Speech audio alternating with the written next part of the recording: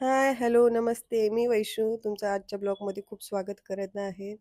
तुम्ही माझे व्हिडिओ बघता त्याचा मला खूप आनंद होतो आणि कमेंट्स पण करतात मला आणि जे मला अजून काहीतरी नवीन करायचं आहे त्याच्याबद्दल तुम्ही आयडिया पण देतात त्याबद्दल खूप खूप धन्यवाद.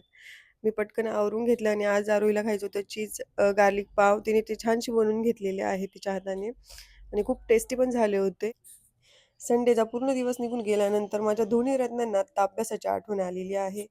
दिवसभर मोबाईल आणि फक्त खेळणं ह्याच 2 गोष्टी त्यांच्या चाललेल्या होत्या आज. आणि त्यानंतर वंशने आज व्हिडिओ बघितलेला YouTubeला. छानसे असे कलर मिक्सिंग करून तो काय-काय बोलून दाखवत होता मला आणि आरोहीने बल्बपासून मशरूम कसा बनवायचा हे ती करत होती. हे स्कूलमध्ये पण तिने बेस्ट ऑफ बेस्टमध्ये केलं होतं, पण तिला घरात पण बनवायचं होतं म्हणून तिने बनवायला घेतलेलं. आरोहीला आर्ट एंड क्राफ्ट खूप आवडतं म्हणून ती नेहमीच अशा चांगल्या-चांगल्या वस्तू बनवते. घरात रियूज करण्यासारख्या वस्तू असल्या, की त्याचा छानशी ती यूज करत असते आणि कलरिंगमध्ये तर तिला खूपच जास्त इंटरेस्ट आहे. आणि वंश आपला सारखा-सारखा तिचं नाव घेत असतो, टिंगल करत असतो आणि त्यांचं कन्व्हर्सेशन छानसं इंग्लिशमध्ये चाललेलं. तो सर्व चुकीचं बोलत होता म्हणून आरोही त्याला शिकवत होती. या दोघांना एकत्र शांत बसलेलं बघून तर मला खूप आनंद होतो. पण त्या शांततेत पण त्यांचा काहीतरी कल्ला होत असतो.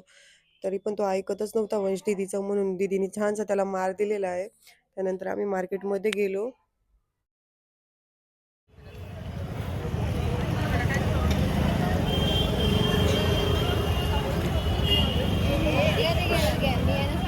आम्ही पटकन अशी आमची शॉपिंग करून घेतली. त्यानंतर फळं घ्यायला गेलो. आरोहीला ड्रॅगन फ्रूट खूप आवडतं आणि वंशला अननस आवडतं म्हणून तेही घेऊन घेतलं.